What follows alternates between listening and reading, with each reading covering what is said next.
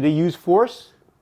Do they have any deadly weapons, or they just came in and snatched stuff? I don't know. Oh, you could look up his case. Chang. Chang is his last name. Right, but then you can't use deadly force to protect property. But you could You use deadly force on a subway? No, you use deadly force on a subway. Like, again, I admire You're talking about I admire Penny. I want to be things. Penny. Okay, there's two I different... would have did what Penny did, but it's legally wrong. There's two different things, right? It's two different things. One is a Good Samaritan law. The Good Samaritan law is it protects you from legal liability.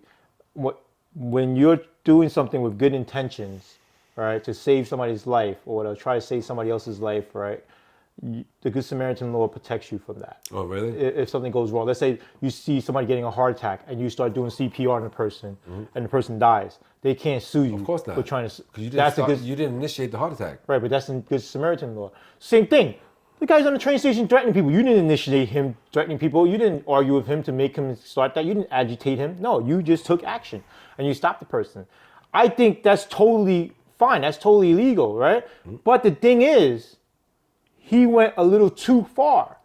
Maybe his adrenaline was pumping. Maybe he wasn't thinking. Maybe he was just like, I got to hold on to this guy because if I don't, this guy's going to start flipping out. He's going to hurt me, whatever. Yeah, maybe he's thinking a lot that. of reasons. But I don't think he should serve time for that because his intent wasn't, I'm going to fucking choke this guy and kill him. That wasn't his intent. Well, vigilantism is a crime. Being vigilante? Being vigilante is a crime, isn't it?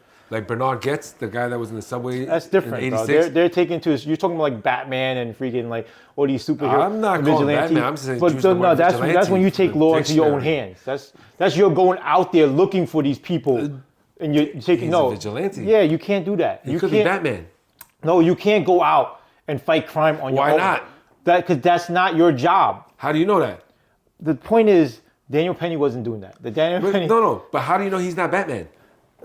Then if he's Batman, then he deserves to get locked up. How do you know I'm not Batman? If he's vigilante, then he deserves to get locked up. Vigilantism is legal, right? No, being a vigilante is not legal. It's not? No. What? No, you can't be a vigilante. You can't go out and take law into your own hands. Of course not. That's what I mean. You can't. Yeah. You can't. Yeah, it's not legal. So what he did was illegal then? No, because he's not going out there actively looking for that situation. It just happened while he in his presence. Like, okay, so if you're on that train, like you said, you would have done the same thing. I did the same thing. He's threatening old people. I would do the same thing. Okay. Are you a vigilante? No, you're not going out looking for it because it's happened in front of you and you feel like, yo, that's wrong. I need to help these people. Yes. Okay, I'm going to help him protect him. And I choked him to the point where he died. Right. They're going to hang me. Of course they're going to hang you. Yes. Of course they're going to hang you. But here's the thing, though. Is his life more valuable than mine? We have the same intentions. Here's is his life more valuable? Why they're not going to hang him? Here's the controversy, though, right? Let's not be afraid to talk about it. Okay? I'm not white. This is why, you're right. This is what, well, no, Daniel Penny's white. That's what I'm saying. But what I'm saying is this. The system unfiltered, we're not going to hold things back, right? Yep. So, Daniel Penny, he's white, but he's still being persecuted. I believe it's because the whole Black Lives Matter movement and all that stuff. There's a lot of political pressure because this person who died was black, right? Mentally ill, black, did this. At that time, Black Lives Matter was hot at the time and stuff like that. And Daniel Penny got caught as a sacrificial lamb. It's political, I believe, right? It's always political. But thing is, he has a lot of support. You know how much money he raised for lawyer fees and stuff? I'm pretty sure. A lot of people donated millions of dollars. I would donate to his cause. Okay, he got millions of dollars for his lawyer fees. Oh, so he don't need me. Right, no, he don't need you. Okay, but thank God. The thing is, if it was you or me, we wouldn't have gotten shit. No support at all. Support? They would. You wouldn't even make the news. Yeah, you wouldn't even make the news. No, yes. They would make the news and said that we assaulted somebody on the train and they died. Yeah, you killed a mentally ill person. I killed a mentally challenged person. Yeah. That's what would have been on the news. Yeah. Yeah. But that's what I'm saying. Like, the justice system is not a straight deal what it's supposed to be. Like, Lady Justice is supposed to be blind, right? She is blind. You're supposed to just follow. She is blind. You're supposed to just follow what the law says and stuff like that. You know what I mean? You can't. But it's not built. It doesn't operate that way. No, not at all. You know. So I still think Daniel Penny shouldn't be going to jail for it because his intent wasn't there. His intent wasn't to do that. His intent was to stop the threat. Yeah. Again, like I said, man, I admire the man. Yeah, But I admire know he don't really got it. He don't stand a chance. No. Not with the political climate as it is now. You just killed a black man on the subway, a mentally ill black man on a subway, and you're paler than me. You're going down. You're going down hard. You're definitely going down. You're definitely going down. Him in the 21st century is equivalent to back in the 80s and the 70s, a person of color assaulting a white person. But here's the thing, though. So he's gonna be treated the same way. I think Trump might pardon him. After you can't pardon him until they convict him. Right. Once they convict him, it's a slap in the face of justice and a travesty to justice after they convict him, because now it means that in the world's eyes, you was wrong. Even though we would have did the same thing he would have did, but still, in the court's eyes, you're wrong, and maybe that would deter other people from saving a train full of people one day. That's the big thing behind it, where a lot of law enforcement officers are saying, because I know I'm not going to do that now. Right. So a lot of law enforcement officers are saying that's why people don't step in to help other people in New York. Yeah. Because you're going to get in trouble. Right. You're going to get in trouble. Right. So it's like, I'd rather not do it and save myself the headache. Yeah. But that's the sad part. We need more people like Daniel Penny.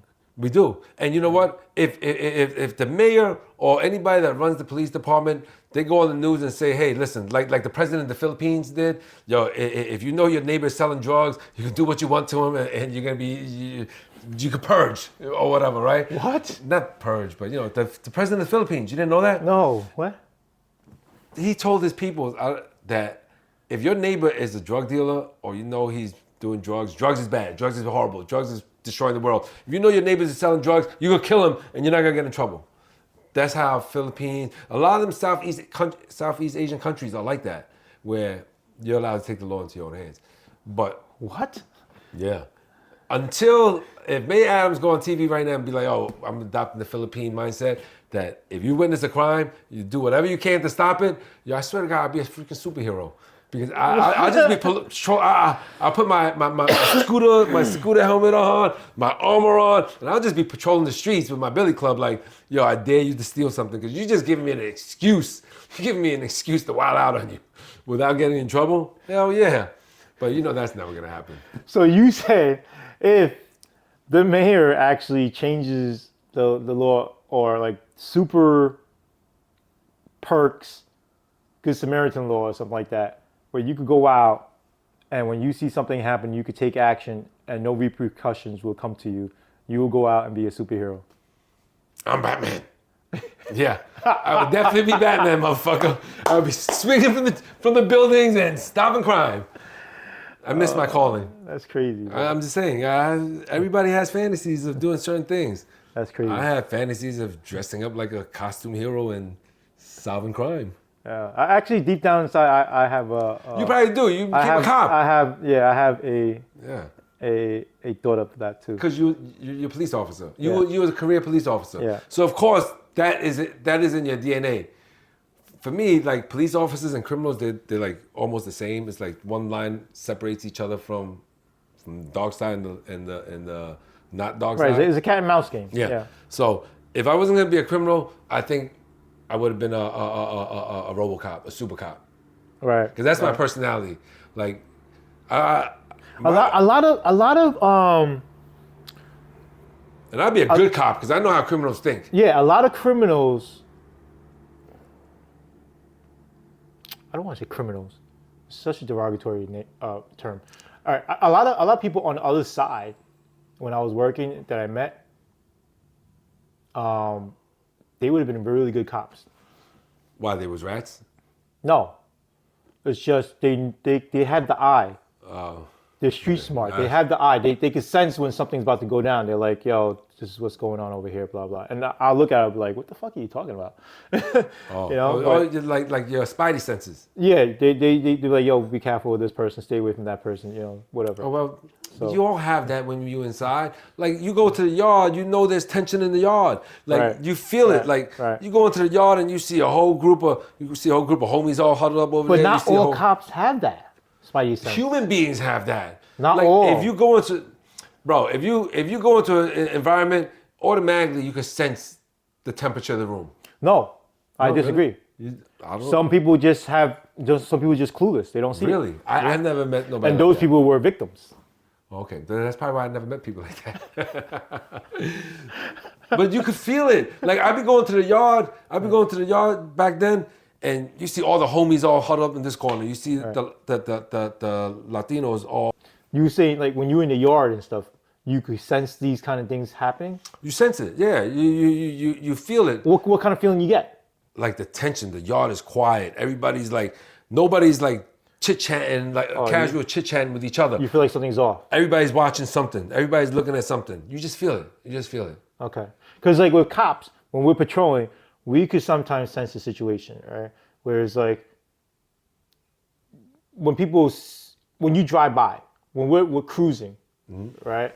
When we're cruising and people are walking and stuff, sometimes they look at you and you're like, whatever, they keep walking, right? Because whenever we cruise, some people just ignore us, just keep walking. But the players, they see us and they look at us, they spot us, they give a heads up to somebody else or whatever. Yeah. When they do that, we see it. They think we don't see it, but we see it. And it's like, okay, he's giving it, to look out, whatever. Because we already know who they are. Because, to be honest with you, a lot of the criminals out there that we arrest are repeat offenders, right?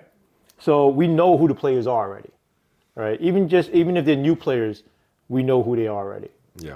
All right, because we're like, this is a new kid, whatever, he just got here.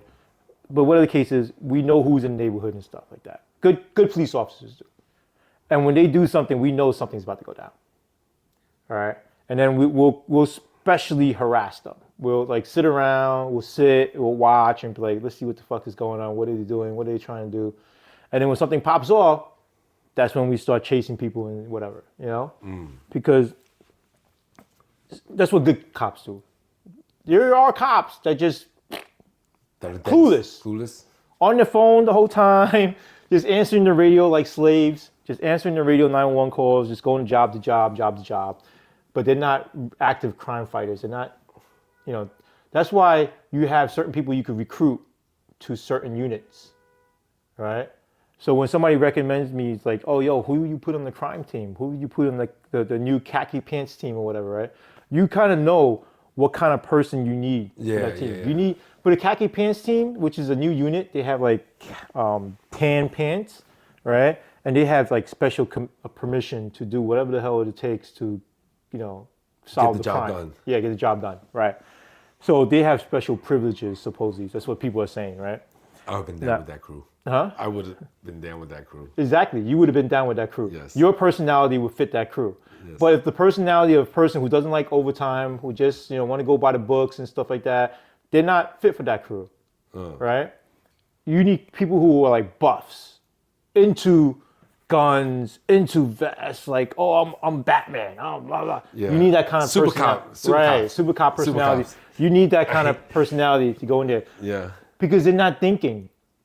They'll violate people's rights and stuff like that because they're doing it for the team, right? They use the gang mentality, like, yo, hit this up, hit that person, whatever. Like the enforcer. Right. Like the enforcer of the basketball team. But when you see it, you're like, nah, I'm not joining that team. You're bound to get sued. Yeah. Right? It's what they're doing is wrong. You're bound to get locked up. Yeah, what you're doing is wrong. You end up getting indicted for something. Especially in this day and age. Especially in this day and age. Back then, maybe not. No. But now, yeah. But yeah, the Spidey sense thing, yeah, I totally agree with that. But you know what's funny though with the Spidey sense thing? What? You can sense. It's like you ever sat there and watched people play chess, and you're like, yo, how does he not see that fucking move? Right. Like, yo, why is he not making that move? 3 moves and it's checkmate. Why is he not making that move? Right. But I guess when you're in the middle of it, you don't see You don't see it. Because when you're playing, you don't see those moves either. Yeah. Yes, exactly. Yeah. They don't see it. Same thing. When we were in jail, I was watching other people play chess. That's what they fucking do all day. Play chess and fucking Monopoly and all this other bullshit. So they play chess all day, and I'm like, yo, move that, move this. And I'm like, you don't see it? Yeah, it's the same thing with the tension thing because... But when you play, you don't see it. I go out to the yard and I can see all the spots that have tension. Right. But when I got stabbed from behind, I didn't see it coming. Yeah, because you don't have the wide view. Yeah, like I was so focused on everybody else that I wasn't focused on myself. Yeah. And I let a motherfucker creep up behind me and stab me in my face. Let's get into that, man. Why somebody wanted to stab you? Oh, you know, you live a certain way. You're gonna live by the sword, you die by the sword. What do you mean by that? Like, all right, you put in work while you're in there. You have to. Like, for example, I was in this one jail where they had 25 phones in the yard, right? 25 phones in the yard. 23 of those phones belong to one clique. You got 2 phones left for the whole jail. Like, what do you got to do? What are you gonna do? You gotta be a bad motherfucker to get on that phone or to challenge the crew that had the 23 phones. You know, so I'm getting on the phone no matter what. I don't care. I have to get on that phone to call my family. You're not better than me where you're gonna tell me, oh, because I'm not down with y'all, I can't get on this phone or whatever. So I'm gonna make it happen. And that's what happens when you're always making shit happen. Somebody's feelings is bound to get hurt. So you got stabbed over beef over a phone? Over phone, yeah. It initiated a riot that lasted for like 3 weeks. Mad people got boated out, you know, and to this day, the crew that lost that riot, everyone that goes to that jail gets ran right out the jail by the crew that won. You know what I'm saying? So it was bad. It's war. It's war. He almost took my eye out too. Look, he stabbed me right here. I was in the mess hall eating. He came behind me, stabbed me right here, missed my eye by an inch, missed my temple by an inch. And right when he stabbed me, he had 2 safeties with him. What's the safety? The safety is the person, you got the shooter and the safety. The shooter is one that does the stabbing or the cutting. Once you get stabbed and you get cut, if you go to chase the dude, the safety is supposed to fight with you so the guy with the weapon can get away. So when I got hit, when I turned to go after the shooter, he had 2 safeties with him that jumped on top of me. And when they was jumping on top of me, you know, I'm a good dude, so I have a lot of friends. They jumped in, and it turned into a full-blown riot in the mess hall. The jail was locked down for like 3 weeks. Okay, so now, when you're in jail, did you run with other Asian gangs or no? It's totally different. Totally different. There's no such thing as gangs in there. Then. Of course, the street gangs alliances. There's gangs. Yeah. Gangs. So what happens to your GS connections and stuff like that? Like, there's nobody in there from Asian gangs. No. GS died in 1992. Okay. Really, legitimately, everyone, the whole crew got locked up. Everybody got locked up. So you know, the whole atmosphere changed. In the 80s and 90s, there was a lot of Asian dudes in prison, but now there's not that many. Once Asian kids figure out that gang life was for losers, and they stopped being Asian gangs. And kudos to them. It's good. Gang life sucks. It's fucking wrong for a kid to live that lifestyle. So I'm glad. Tell them why the gang life sucks. Gang life sucks. Look at me. I spent more than half my life in jail. For what? Like, you know, my mom always laughs at me. She says, you know, some people go to jail for money. Some people go to jail for, and they come home, they have like millions of dollars stashed away. Like, you went to jail for your pride. You went to jail for your crew. Like, where the fuck are they now? Like, she's always laughing at me. And then she said, the last time you went to jail for a girl, like, where is she now? Like, I'm like, Mom, you're right. But you don't have to keep telling me. So a lot of people are saying, a lot of people might want to know, like, and then back in the day when you were in GS and FD and BTK and stuff like that, did you know people like China Mac or people like, you know, Michael Moy, they're supposedly from Fuqing, all those guys Big Head, have to be. Stuff like that. The ones, the names. Kenny was in GS with you, right? Who, Kenny? Yeah. We was in the same crew. Yeah, so were you guys on the same level or what? Like, I wasn't there long enough to know whose level was who, right? So I don't know. I just knew I had $1, right? And I have a few bros and stuff like that. So I don't know. I never respected the level thing because, you know. So your Dilo was his Dilo, or was he your on your team Dilo was your Dilo? What like how high up was Kenny in GS when you were? I don't know. I really don't know. I don't know how high up he was. I just know that I will not talk about anybody if they're not here. You know, but I don't know about nobody's level. I just know my level. So I know my level. hopefully- My level was I was a low level dude. I was a low level dude. I wasn't a leader. I wasn't anything. I was just a shooter. I was the one that when the smart people and when the smart people and the people that call the shots and the big brains want to make money, they exploit. And let me not use the word. They utilize stupid kids like me. You guys are soldiers. The soldiers. Street I was a soldier. Yeah. Lengzai, yo, Yeah, I was a Lengzai. And So- you know what? I accepted that. I was only in the street for like 3 years. What did they call you back then? What did they call me? They called me Richie. The girls call me Romeo. Did they call you Crazy Richie? Crazy Richie. Yes. I forgot. Yeah. Crazy Richie. Yeah, that was my nickname. So what was it in Cantonese? Crazy Richie. Oh. There wasn't a Cantonese name for it? Because a lot of them spoke Cantonese. Oh, Gao Guan. They always call me Gao Guan. Gao Gao Guan. The stick that stirs up the shit. They say, oh, yo, 你哋係咪叫搞屎棍出嚟啊？有冇叫埋搞屎棍食飯啊？又哦唔去啦。What do you mean? What I do? Nah. If 搞屎棍 is going, yo, we're not even gonna have a good time. So Michael Moy from Chinatown Gang Stories and Kenny, we're down to do an interview so we can have a discussion and go over some good stories and stuff. Well, I did notice in one of the episodes they mentioned my name. So what did they say? I don't know. My name was dropped because I think Michael Moy was talking to Kenny about one of my cases, and Was it accurate or not accurate? Very inaccurate. Inaccurate. Okay. Because I don't know. Maybe Kenny was trying to protect facts, or maybe they wasn't sure about their stories. I don't know. I can't assume to know what people. So think. maybe we could get. I can't assume to know what goes on. All right, so people's maybe minds. we could go on Michael's Chinatown Gang Story show, or they could come on our show and we could discuss that and clear the air on that, And It's really nothing to clear the air. Get It's the story just straight. I just know that when I was locked up, I got like mad emails from people that that. This is the first time you got locked up. Second No, time. second time. They said, "Yo, call me." So I called my sis. She's not my real sister, but she's like more than a real sister, And she was like, "Yo, you're not gonna believe what this dude did."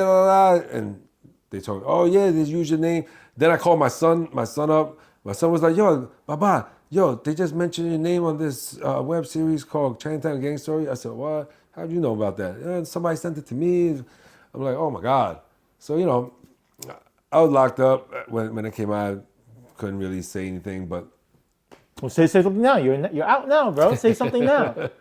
If you want to know the facts, ask me. Don't ask nobody else. Nobody knows. So what are the facts? We're asking you. Oh, you know what? No. Save that.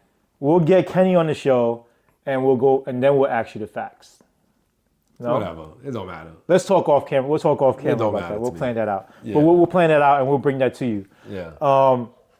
So what about China Mac? Do you know China Mac and them? Because you're saying that Michael Moy and them, they're older generation, right? So I don't know. How old is he? he's saying that his stuff was going on in the 70s and 80s, I think. Oh, yeah. So he was in a generation before me. Mine was the 80s, late 80s and early 90s. Late 80s and early 90s. So I was probably in the China generation Mac was after running around that time too. No, wasn't he's he? in the generation after mine.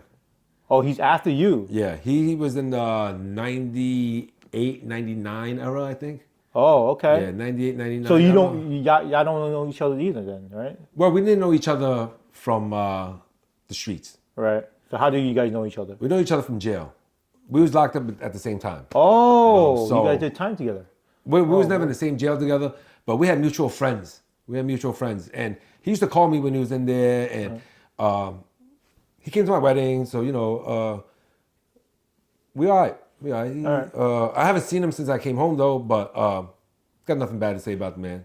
Well, he's coming in December. So if this video doesn't go out before the end of December, well, actually, we're in December now, right? So if this video should come out like a week later or whatever, but we're supposed to bring China Mac onto the show. So you'll get to see him then. Yeah. You know? But let's talk more about GS and stuff like that. Where did you guys run? Where were you hanging out at? You were hanging out in Chinatown? You hanging I out was in Chinatown. Queens? I was in Yeah. Chinatown, Seattle. Okay, so where in Chinatown is I was on Bayard. Bayer